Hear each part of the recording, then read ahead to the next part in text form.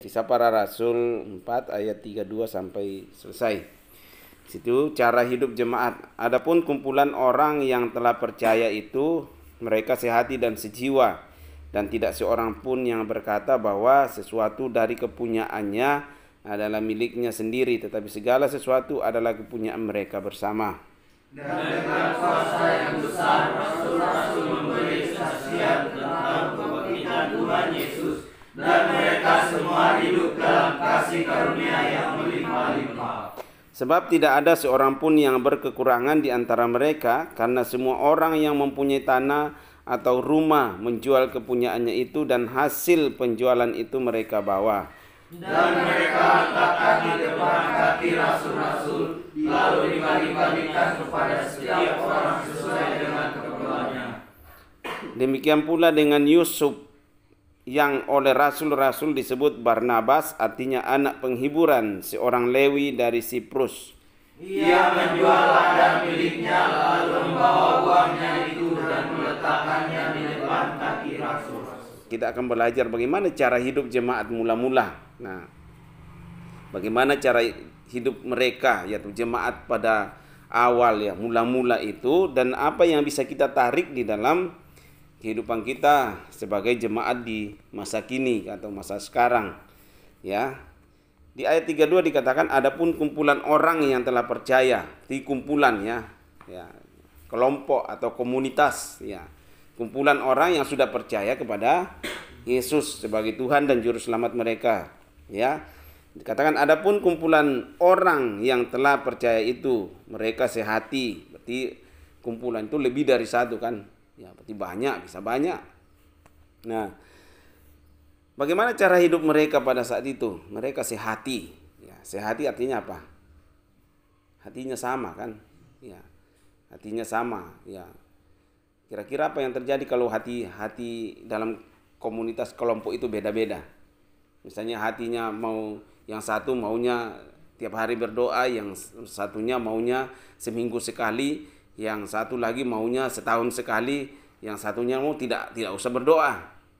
Kira-kira ada kemajuan nggak di dalam komunitas itu? Tidak ada. Ya. Tapi kalau orang dalam suatu kelompok sehati, pasti kelompok itu akan mengalami suatu kemajuan. Ya, sama dalam keluarga. Dalam keluarga kalau misalnya bapaknya maunya ke arah kiri, istrinya ke arah kanan, anaknya ke arah bawah. Nah, kira-kira bisa dikatakan itu keluarga yang akan sejahtera gitu. Bisa nggak? Nggak bisa. Pasti keluarga itu akan keluarga yang hancur. Ya, bapaknya maunya A, ibunya mau B, anaknya mau C. Ya, sama kalau dalam bermusik juga, kalau orang tidak sehati ya. Ya, coba aja kamu mainkan musik. Satu kunci A, satu kunci C, satu kunci D. Nyanyikan satu lagu. Nah, kira-kira apa yang terjadi? Pasti kacau. Ya. Dalam komunitas kita juga di Pondok Asarel ini, kalau pemimpinnya bilang A, yang dipimpinnya bilang B, lah nggak pernah ketemu itu. Ya, nggak akan pernah ketemu. Yang ketemu apa? Kacau. Ya, jadi jemaat mula-mula itu kenapa dikatakan semakin hari jumlah mereka semakin bertambah. Ya, coba aja lihat keluarga yang kacau, ya, yang tidak kompak gitu misalnya, pasti nggak akan pernah maju-maju kan? Ya, nggak akan pernah maju. Kelompok atau sekolah yang tidak kompak di dalamnya pasti tidak akan pernah maju. Kepala sekolahnya maunya sekolah itu maju misalnya. Oh, harus banyak kegiatan-kegiatan, tapi gurunya bilang, aduh capek kalau banyak kegiatan. Nah, pasti nggak akan pernah maju. Ya. Nah, jadi kita belajar dari jemaat mula-mula, cara hidup mereka, ini cara hidupnya. Pertama itu mereka sehati. Ya. Kalau kita sehati, apapun yang kita programkan, apapun yang kita mau kerjakan, pasti kita bisa capai. Ya, sama negara ini. Kalau presiden maunya negara ini maju, tapi pembantu-pembantunya, menteri-menterinya, pelaksana-pelaksana, gubernur apa semua tidak mau melakukan apa yang dikatakan presiden, ya pasti tidak akan maju. Ya. Secanggih apapun program itu, kalau tidak ada sehati di situ, tidak mungkin maju. Ya. Jadi sangat penting kita belajar dari cara hidup jemaat mula-mula. Makanya terus mereka berkembang, bertambah terus kan. Ya. Nah, kemudian yang kedua apa? Sehati, sejiwa. Jiwa ini apa? Pikiran kan? Iya. Ya. Kalau pikiran kita sama, gampang sekali kita maju kalau pikiran kita sama. Ya. Makanya kamu cari pasangan yang pikirannya sama. Ya, jangan pikirannya yang beda gitu kan. Ya kan? Kalau sudah berkeluarga, suaminya pikirannya masih suka ngumpul-ngumpul dengan temannya yang lama. Istrinya masih suka ngumpul-ngumpul. Nah, kapan ketemunya? Ya kan? Ya nggak akan pernah ketemu kan? Iya. Kalau pikiran itu tidak sama, yang tadinya pikiran yang berbeda harus disatukan, harus disamakan, gitu loh. Apa yang menjadikan mereka kelompok jemaat mula-mula ini jadi satu pikiran? Pikirannya apa? Kristus kan di sana ya. Yesus. Ya, yang bisa menyatukan pikiran itu adalah Kristus, Yesus itu. Orang Kristen di seluruh dunia kenapa bisa menyatu? Ya. Walaupun berbeda gereja. Ya, ada HKBP, ada GBI, ada GBT, ada GKI, tapi kalau nggak ada Yesus bisa nyatu nggak? Ya. Gereja-gereja yang berbeda-beda itu ketika ada misalnya ada KKR, kalau KKR apakah hanya satu gereja di situ? Berbeda-beda. Apa yang menyatukan di situ? Kok bisa mereka bergabung? Mau bergabung di situ? Ya. Karena Yesus yang ada di sana kan. Ya. Jemaat mula-mula itu mereka pikirannya sama. Bagaimana menyampaikan kabar tentang keselamatan di dalam Yesus. Ya. Nah, ini tugas kita juga. Jemaat yang ada sekarang. Bagaimana kita menyampaikan Yesus yang sudah menebus dosa-dosa kita, yang sudah menyelamatkan kita. Bagaimana kita saksikan kepada orang lain. Caranya banyak kan? Caranya banyak. Lewat cara hidup kita, orang melihat Kristus di dalam diri kita. Ya. Lewat cara kita berbicara, orang melihat Kristus. Atau kita langsung menyampaikan kepada orang lain. Lewat khotbah, lewat media, lewat apa yang kita punya. Sarananya banyak sekali. Ya. Nah, jadi kalau kita mau maju, komunitas kita mau maju, gereja kita mau maju, ya harus ada sejiwa. Pikirannya sama gitu. Ya, pikirannya sama. Sama kita di Pondok Asarel juga. Kalau pikiran kita beda-beda, tidak akan pernah maju gitu kan. Ya. Pikiran pemimpinmu maunya kamu menjadi orang yang berhasil, tapi kamu nggak pernah respon, nggak akan pernah jadi kan? Ya, itu. Ya, kamu dikasih nasi, minta bubur. Ya, kita nggak pernah sepikir kan?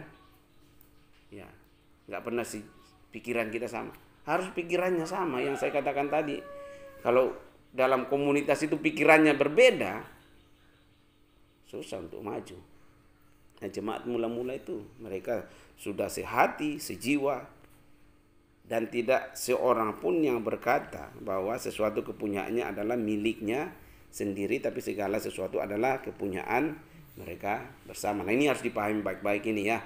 Ya. Konteks itu ya karena jumlah mereka sedikit kan.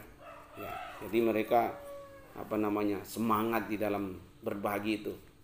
Nah, ya, jangan sampai kita seperti jemaat mula-mula kita kamu jual semua tanahmu di kampung baru kamu pergi bagi-bagikan. Ya.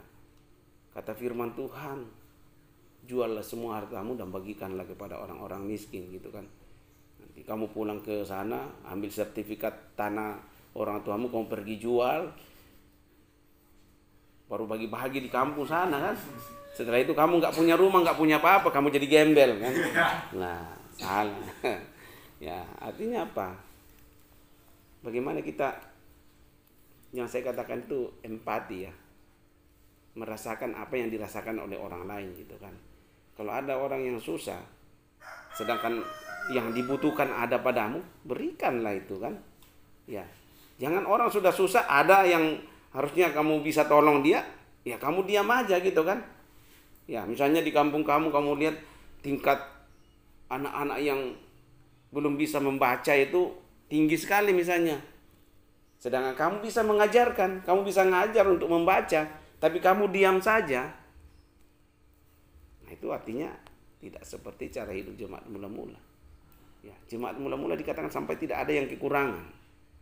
Ya, tidak ada di antara mereka yang kekurangan. Ya, karena mereka saling berbagi. Ya, apa yang saya punya saya kasih ke dia karena dia butuhkan gitu loh. Ada padaku. Ya. Sama waktu Tuhan Yesus, pola pikir murid Tuhan Yesus waktu memberi makan 5.000 orang kan. Murid-murid bilang apa? Suruh itu orang-orang pulang sudah sore, nanti di mana mereka nggak dapat makanan lagi. Tapi beda cara pandang Yesus kan. Dia punya belas kasihan. Orang itu sudah seharian ikut saya. Mereka harus dikasih makan. Makanya Yesus bilang, apa yang ada pada kalian? Ada 5 roti dan 2 ikan. Itulah yang memberi makan kepada 5.000 orang kan. Ya tentu dengan kuasa Yesus ada di sana, kuasa Tuhan. Ya. Jadi kalau kita dalam komunitas ya harus ada rasa saling peduli gitu kan. Ya, saling peduli dengan yang lain, ya. Misalnya temanmu kamu udah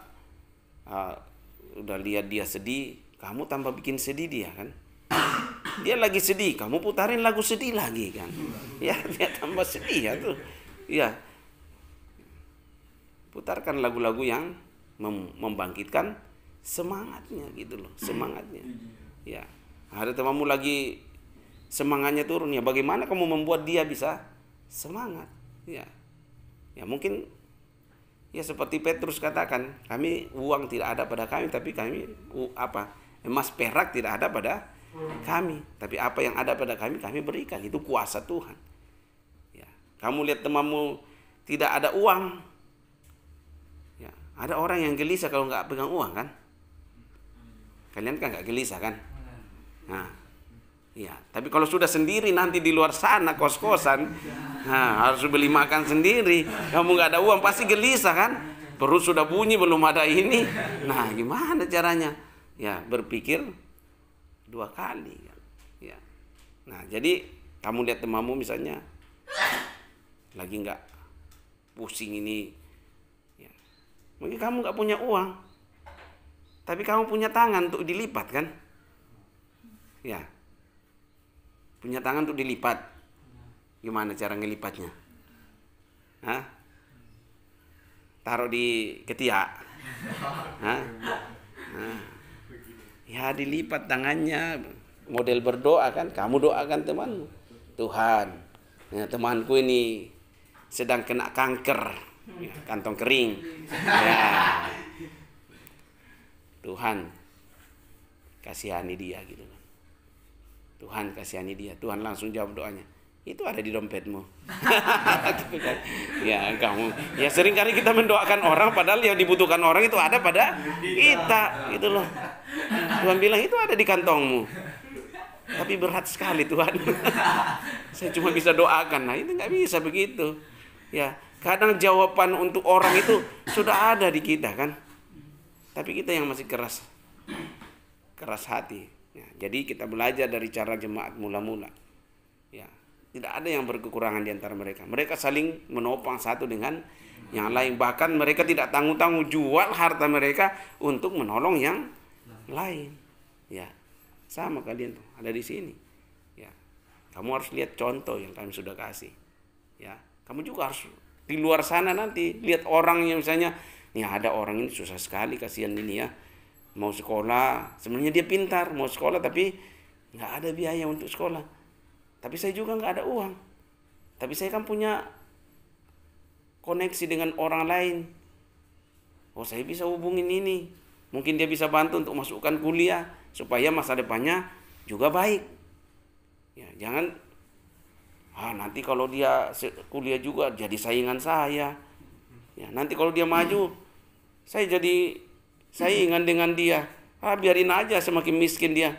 Nah, itu pikiran-pikiran yang tidak baik. Ya, tapi bagaimana pikiran Kristus itu, bagaimana kita maju sama-sama gitu kan. Ya, jemaat mula-mula nggak ada kekurangan.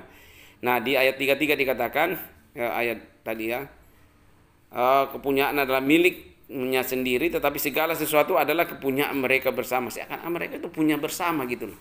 Ya, kesatuannya itu luar biasa. Dan dengan kuasa yang besar rasul-rasul memberi kesaksian tentang kebangkitan Tuhan Yesus, dan mereka semua hidup dalam kasih karunia yang melimpah-limpah. Mereka hidup dalam kasih karunia yang melimpah-limpah. Gimana membayangkan itu ya? Ya, kekompakan mereka, kesehatian mereka, sejiwa mereka, dan mereka tetap memberi kesaksian. Rasul-rasul memberi kesaksian apa yang mereka lihat. Mereka masih lihat sendiri kan? Kalau kita kan tinggal baca yang ditulis kan? Ya, tapi mereka jadi saksi hidup. Mereka berjumpa dengan Yesus yang sudah bangkit. Thomas sudah memasukkan sendiri jarinya ke tangan Yesus yang berlubang karena dia masih ragu-ragu. Ya, Maria Magdalena dia lihat sendiri kubur yang kosong, murid-murid lihat kubur yang kosong, dan berkali-kali mereka berjumpa dengan Yesus yang sudah bangkit, ya. Nah, itulah yang mereka saksikan. Nah, sebab tidak ada seorang pun yang berkekurangan di antara mereka. Coba lihat ya, karena semua orang yang mempunyai tanah atau rumah menjual kepunyaannya itu, dan hasil penjualan itu mereka bawa dan mereka letakkan di depan kaki rasul-rasul, lalu dibagi-bagikan kepada setiap orang sesuai keperluannya. Sesuai keperluannya. Ya, misalnya kalau ini butuh beras, ya kasih beras. Ya, waktu itu gandum mungkin di sana kan. Bukan beras, gandum, ya kasih kebutuhannya. Ini butuh pakaian, kasih pakaian. Ya. Jadi nggak ada orang yang berkekurangan saat itu. Ya. Sama. Ya, kalau kalian mau lihat komunitas itu maju, ya harus kita punya prinsip seperti itu. Ya, kiriman datang ya bagi-bagi. Lah iya, itu prinsipnya kalau kita mau hidup dalam komunitas. Ya, kalau di rumah sendiri ya udah makan sendiri. Tapi kalau di komunitas, ya kan, seperti itu. Ya, ada kiriman datang ya, jangan disimpan sendiri, tapi bagi-bagi gitu kan. Ya, harus seperti itu. Tanaman saya juga kemarin kan kalian cicipin walaupun hanya satu-satu batang gitu kan. Ya harus begitu, kita berbagi gitu ya, nggak bisa dimakan sendiri. Nah, seperti jemaat mula-mula, kita belajar dengan jemaat mula-mula kan. Ya. Lah kata firman Tuhan, milik kepunyaan bersama gitu kan. Akhirnya celana dalam pakai bersama. Nah, baju pakai bersama. Handuk pakai bersama. Ya, sabun pakai bersama. Lama-lama apa yang terjadi? Ya, semua panoan kan. Nah, tadinya satu sih yang panu, sekarang jadi panoan semua. Ya, tidak seperti itu, jangan diterjemahkan lurus-lurus. Ya. Ya. Sama. Selama ini saya coba biarkan itu. Selama ini Bagas itu hanya handuknya itu pakai baju. Ya, bahkan nggak pernah pakai handuk. Ya, sama dengan Sepri. Tapi kan diam saja kan. Apakah waktu jemaat mula-mula diam saja?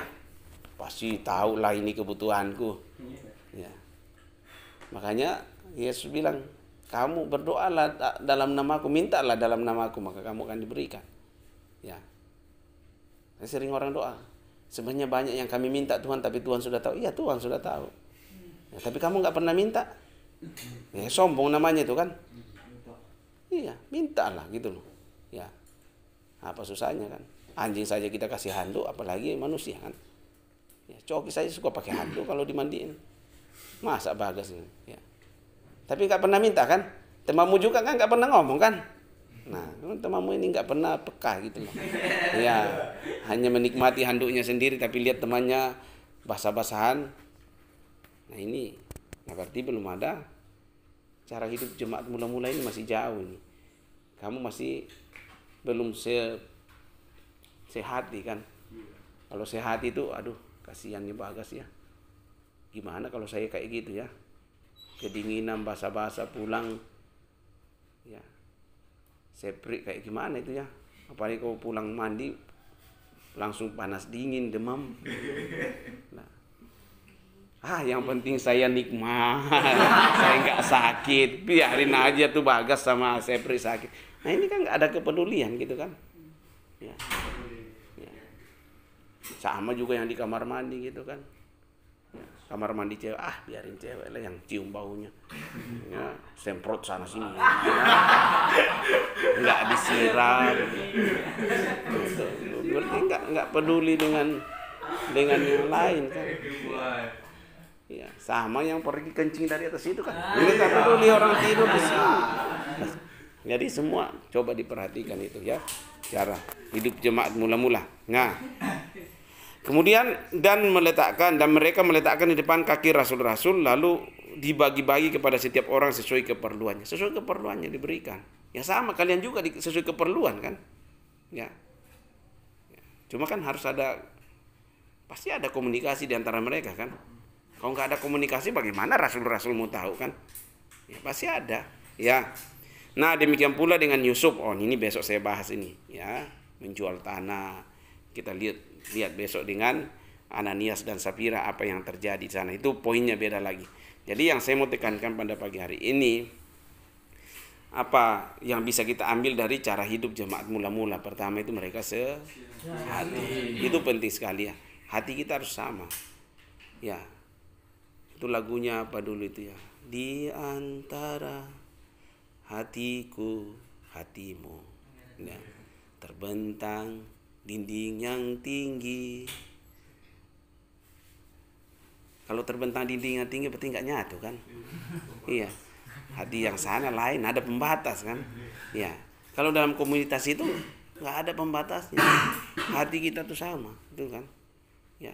Sama kalau hati gembala dengan hati jemaat beda, nggak pernah ketemu tuh, nggak akan pernah maju, ya. Sama kalau hatimu dengan hati orang tuamu nggak pernah ketemu, susah, ya kan? Ya, hati orang tuamu mengasihi, tapi hatimu selalu bilang dibenci, ya kan? Orang tuamu menghajar kamu supaya jadi orang, tapi di hatimu bilang jahat orang tua. Nggak pernah kan ketemu, ya. Jadi apa yang terjadi nanti nggak ada hasilnya, ya. Tapi ketika hatimu sama dengan hatinya orang tuaku gini karena dia sayang sama saya, ya. Saya dimarahin karena pulang malam karena dia sayang sama saya. Bagaimana kalau terjadi apa-apa dengan saya, semua untuk kebaikan saya, ya. Nah ini penting kita pahami. Itu sehati. Kalau hatinya nggak sama, ya tidak akan pernah mengalami kemajuan, ya. Oke, kemudian jiwa, pikirannya harus sama, ya. Orang tua tidak mungkin menjerumuskan anaknya, tidak ada sejarahnya itu kan, ya. Tapi sekarang banyak orang tua yang membunuh anak, banyak anak yang membunuh orang tua. Ini masalahnya apa? Problemnya di sana karena tidak terjadi ini. Cara hidup seperti ini, sehati, sejiwa. Pikiran harus sama. Kalau pikiran orang tua dengan pikiran anak sama, pikiran pemimpin dengan pikiran orang yang dipimpinnya sama, pasti akan mengalami kemajuan. Ya. Jumlah seperti jemaat mula-mula itu, jumlah mereka tiap hari bertambah, gitu kan? Ya. Kalau kita sehati, sejiwa, apa ini pas nggak besar nanti? Ya. Mungkin nggak besar di sini. Besar di Sulawesi nanti, besar di Papua, besar di Nias, ya, besar di Cikarang, ya, kita nggak tahu, ya. Sudah lama saya cari-cari tanah di Toraja sih, saya membuat model gini, tapi belum ada orang yang kelola. Kalau ada yang kelola, ini belum ada generasinya dari sana, baru toding kan, ya, nah, toding nanti. Kalau sudah jadi orang, dia masih setengah orang. Sudah jadi orang nanti dah bisa dipercayakan di sana kan. Nah, atau kalian dari Mamuju naik ke atas kan. Di Toraja itu belum ada sekolah-sekolah apa. Ada, tapi penampungan. Ya hanya ditampung di situ tapi nggak ada pembinaannya. Ya, nggak ada. Nggak ada itu, nggak ada saya lihat sana. Ya. Nah, saya mau yang model-model seperti ini, ada pembinaan, ya, dan itu menolong banyak orang itu ya. Tahu nanti, ya di Cikarang nanti jadi nggak usah Cikarang jauh-jauh ke sini kan. Ya. Nanti saya tinggal pakai tongkat ya, mungkin Adriel yang melanjutkan nanti kan, atau Ansel ya gitu ya. Kalau umur panjang, Tuhan kasih umur panjang. Ya, tapi lihat jaringannya luas kan. Ya, di Nias sudah ada disiapkan Sepi nanti kan. Ya, kita nggak tahu. Ya, Yanti kemana nanti kan. Ya. Apakah di Cikarang? Lah ya maksud saya kuliahnya kan di Cikarang. Ya. Elin nanti kan.